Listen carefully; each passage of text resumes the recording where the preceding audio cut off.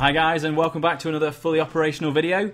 We are blessed by FFG once again to bring you some spoilers from the Attack Run pack that's coming out for the Rogue Squadron cycle. I think it's the 4th pack in the cycle. And joining me today for the spoilers is Anton and Johnny from the No Disintegrations podcast. Hi chaps. Hi Anton, how you doing?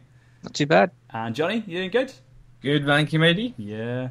We've got some yellow cards to spoil for you today. So some more smugglers and spies, which is always good. See how these yellow cards work out. Anton, do you want to crack off with the objective?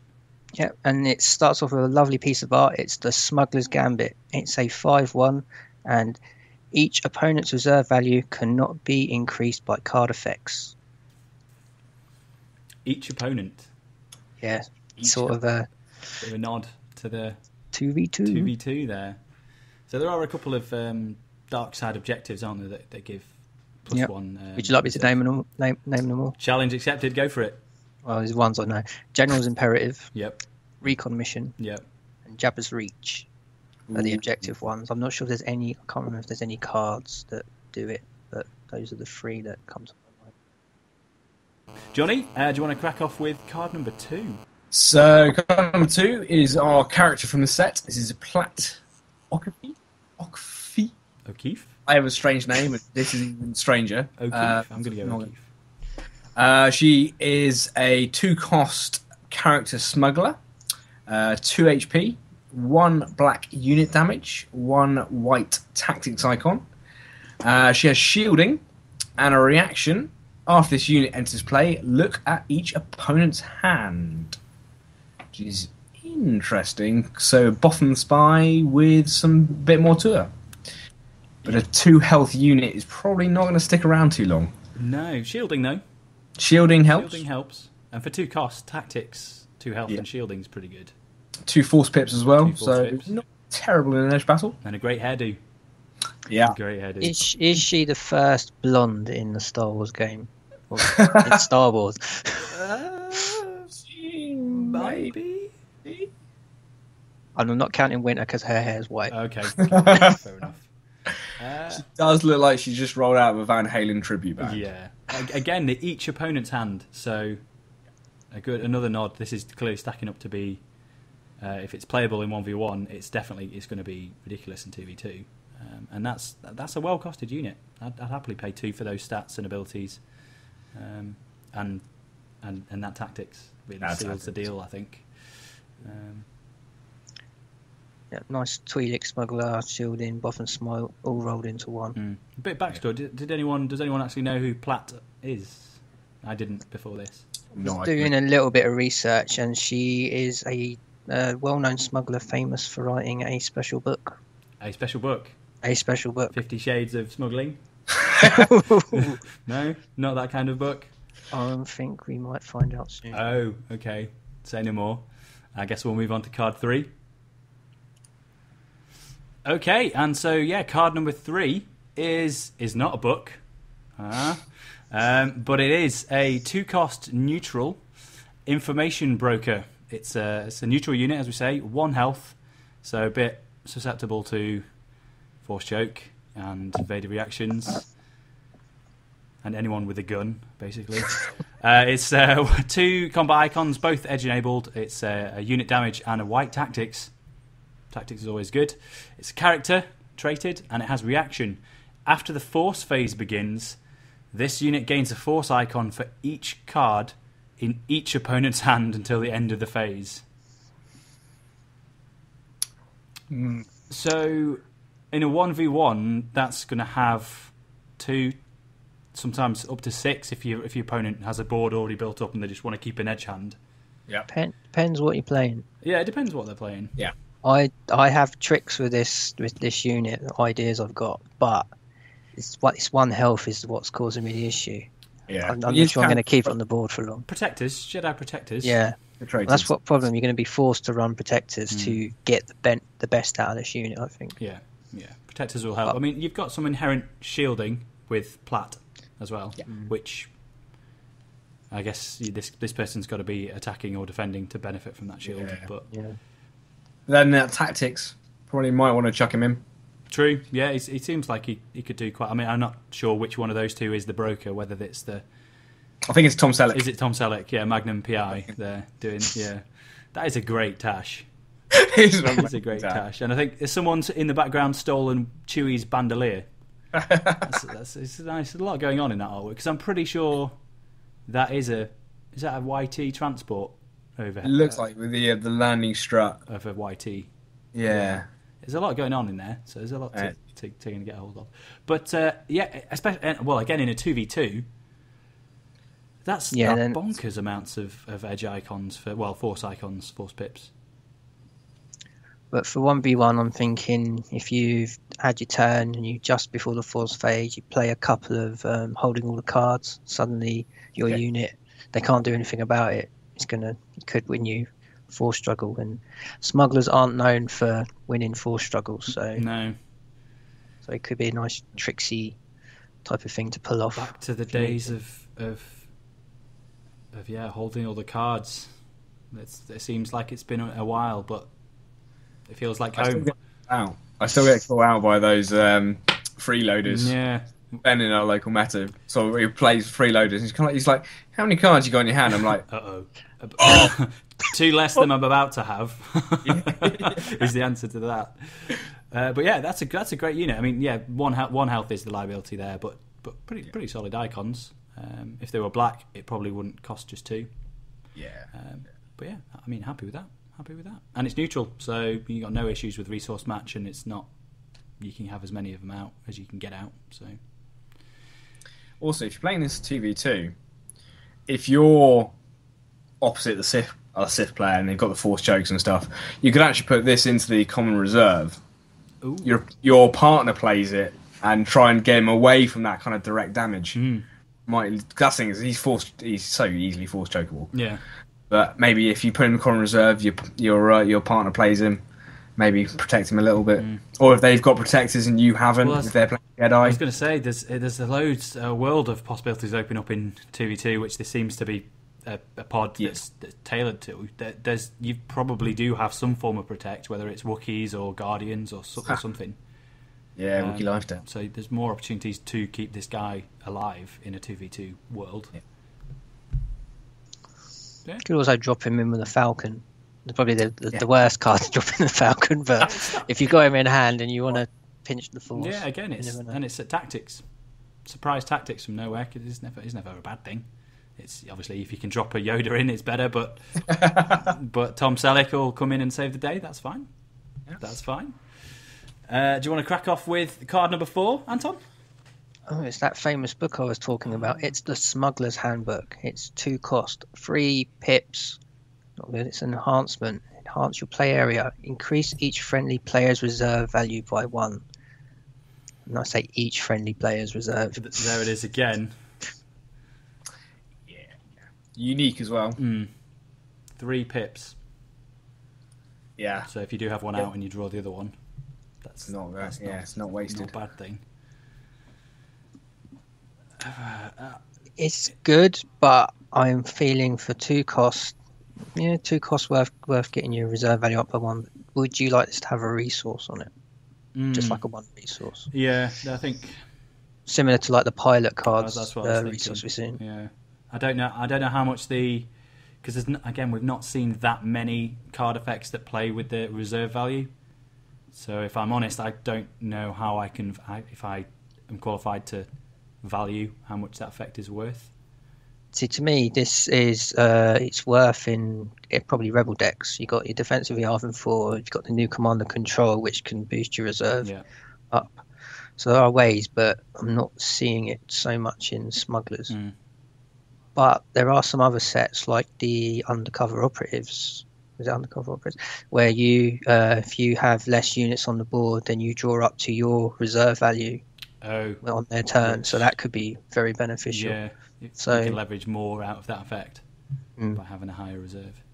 So if you want to play the game where you only want to have 1 or 2 units on the board, but you've got knowledge of their hand from Platt, and then you've got all these cards, you can do quite a lot. You could win yourself an edge battle. Not bad. 2. It's not bad for 2. I think I'm probably happy to pay that. And I think if you did decide to take 2 of these in a deck, then obviously if you get the second one, you've got a good edge card. Yeah, definitely. And I've just noticed in the artwork that is probably Platt, isn't it? Actually, I think that's meant to be like a kind of data pad type thing, and that's the screen. Yeah. So originally I thought it was like a billboard. I was kind of that's kind of a bit weird. I thought it was an advert for a novel or something, but yeah, it's. But I think it's meant to be like a data pad, and that's like the book that you're reading. Yeah. Now, have they been really clever, and does that actually say Smuggler's Handbook in Warbesh? I'm pretty sure it does. Yeah. That white word across the middle is definitely Smugglers. I don't know what. And again, Smugglers is the bottom left yellow word. I've got to assume that other one on the right is Handbook. Looks like a special offer on it as well. Yeah, buy now, save for Christmas. But yeah, so okay, that's good enhancement. Like I said, not a resource, so it doesn't look like we're going to get one in this set. But quick rules query: you can run. Each player can run like one copy of this, right? So that you could have if you're playing 2v2, yeah, you can run one copy, and your partner can run one copy. But whoever gets the card first could play. Yeah, is that the rule? I can't remember the rules for 2v2. I haven't played it for so long. I think across both of you, you're definitely allowed to have the pod each in your deck. Yeah, I'm pretty sure. Like if I have a Luke out, you can't play a Luke. Yeah. So if it's unique, as long as it's got the same card title, you can't play it. They can't. Even your opponents, if they had another one, they couldn't play it. Yeah. So there can only be one on the board at any one time. I think. Yeah, just thinking of putting what, because obviously you might not want to take 2 of these objectives in your deck, so you split it 1-1 with your partner. Yeah, just the first one to draw it wins, and kind of gets to play it, and then you both get the benefit. That's a good call, actually. That's a good call. Is that similar to what you saw when you went to Worlds, Andy? You saw some good decks that split. Like had loads of different pods in each player's hand, so it wasn't. I guess not so much. I didn't see there wasn't that many people who would take. Say you both want the Falcon. You want 2 copies of the Falcon pod, Asteroid Sanctuary. They both seem to be in one person's deck, so it didn't seem to be split a pod between 2 people. But if there was a theme like the Imperial and Sith Hoth kind of capital ship decks with the Executor and Killing Cold and stuff. So maybe someone had the Executor and the other person had the Killing Cold, kind of thing going on. But I don't know if I did see any one team that's not a word, share a pod between them. I don't think I saw. Which gives me an idea of this. I'm seeing a supporting theme around, so splitting support pods between 2 players seems like a viable tactic. Yeah, it feels. I'd have to do the maths, but it feels like there's a greater chance of you if you're both digging through your deck for a card rather than one person digging for 2 copies potentially. I don't know if the maths changes on that. Challenge for you watching. Indeed, submit the homework to Johnny. He'll mark it. Not me. So we'll leave card for Heinz. Seems like a pretty solid global enhancement kind of thing. Card number 5 is you, Johnny, I think. So card number 5 is a 2-cost event. Smugglers, 2 force pips. It's called Invading Authority, and it has an action. Name a card type. Each opponent must discard 2 cards from his hand, if able. Draw 1 card for each discarded card that matches the named card type. And we've got some lovely artwork of what looks heavily inspired by Catwoman. Someone rappelling down a building. Yep. Funnily enough, probably evading the authorities. Shocking. Funny that. So, I mean, your opponents have to discard 2 cards immediately. There's no conditions on the discard 2 cards. If they've got 2 cards, they have to discard them. And if you've managed to guess the right type, then you draw cards. 2 cost. I like it. It's good. It's good.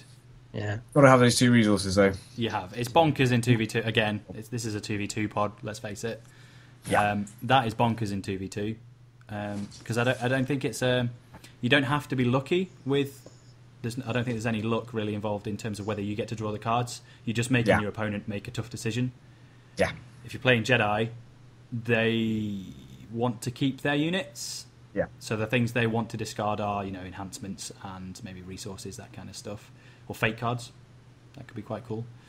So if you were to name, let's say, fate cards, they can chuck their units and that they don't want to, but that stops you drawing cards, or they can keep the units that they want, but you do get to draw cards. So I think it makes your opponent make some tough decisions, which I like. I like that. And playing this off, they declared defenders just before the edge battle. It's 2 cards less than they haven't got for the edge. Yeah, you don't have any now.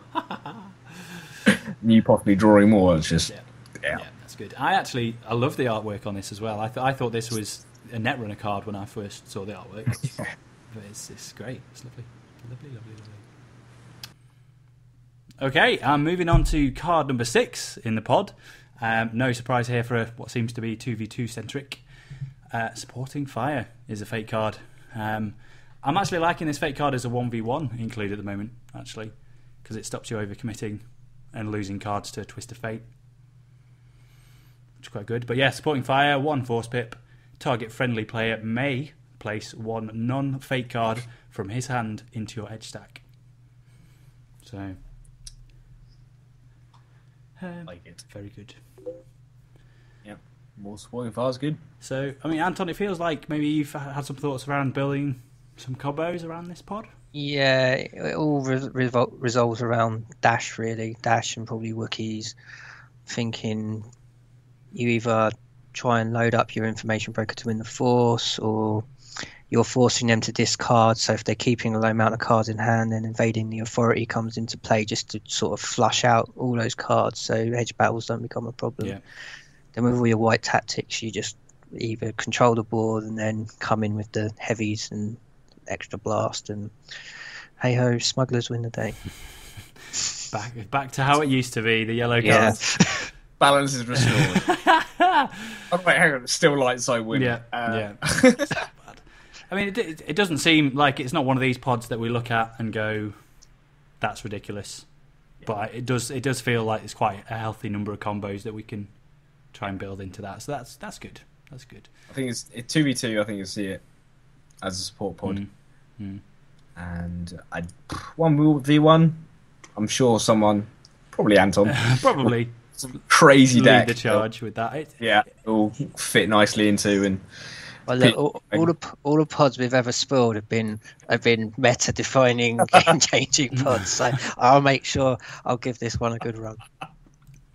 But again, it seems like even if some of the card effects that we've kind of glossed over, like being able to look at opponents' hands when they come into play, I mean it's powerful. I think it's just an effect that we saw so much last year, and now it's sort of like we don't do it anymore. No, it's just kind of. I guess when someone suddenly drops one, you're like, oh, and the light bulbs will click with some people, and some people will be able to make this work. Yeah, it definitely. I mean, I think we're seeing a bit of a resurgence in this at the moment with trying to counter the Jedi threat that for the dark side. There's a lot of people going back to the core sets for capture mechanics and discard mechanics and all that good stuff that perhaps got overlooked for the past year or two.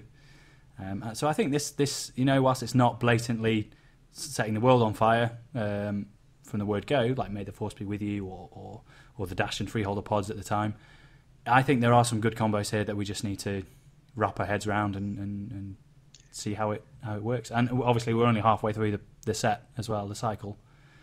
And we've got a Smugglers Deluxe coming. So not too far in the distant future. So that's going to get a lot more yellow cards. This isn't a Smugglers only set, is it? Actually, no. So you can splash this pretty much anywhere. There's a lot of combos that you can start to play with. So yeah, thanks again to Fully Ops. To Fully Ops, that's us. To FFG, starts with an F. My God, long day. It's been a long day. Thanks again to FFG for sending the spoilers and giving us the chance to continue to do this kind of content and keep you guys informed. Very much appreciate it. Thanks to you guys for joining. And thanks, obviously, to all you fine folk for watching the video. If you do have any great combos that you think we've missed, get on the forums, have a chat, and discuss how you think this pod might fare. I definitely think we'll see this in the 2v2 decks in the competitive scene, and I'll probably see it at Worlds again. 1v1, I think we've said maybe not so much, but we'll see. We'll see. So it's been good. So more yellow cards. Always good, anyway. Anything that's not brown. Yes. So, ooh, cool. Light shade of brown. So thanks, everyone, for watching. Hope you've enjoyed, and we'll see you next time. Cheers.